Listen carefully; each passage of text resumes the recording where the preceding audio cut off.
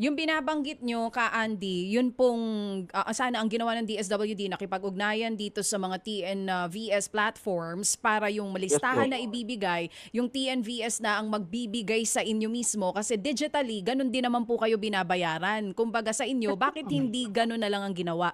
Yung binabanggit Kaya nyo po po, kanina na naglabas sila ng listahan, so nagbigay sila ng pangalan, nakita nyo po sa portal, website po ito ng DSWD, tama?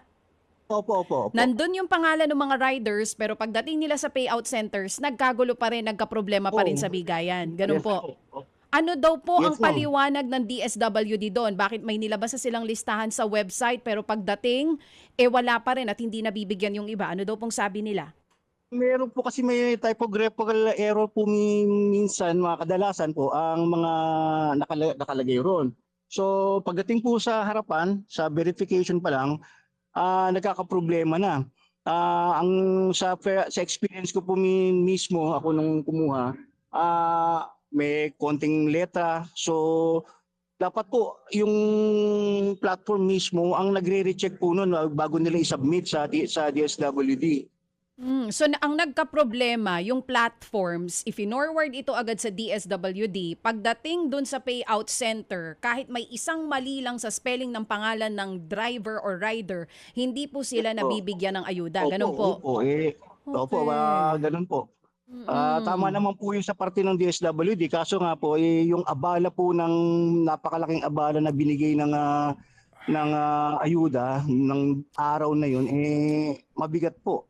Nakasawi pa po tayo ng isang buhay ng tao. Oo. So dapat po sana, ang ginawa po na lang nila, dahil ang platform naman po namin kumpleto naman po yan dahil nagbabayad po kami ng top up, nagbabayad po, nagbibigay sila ng incentive sa amin. Kumukuha din ng Kumpleto naman po oo. yung details namin. Sana yun na lang po, doon na lang nila pinasok yung pera. Correct. Kuya Andy, na-inform naman po ba itong mga riders natin and drivers na nandun sa listahan ng DSWD na may 4 na payout center? Doon din po ba sa nilabas silang listahan may nakalagay kung saang payout center kayo pupunta?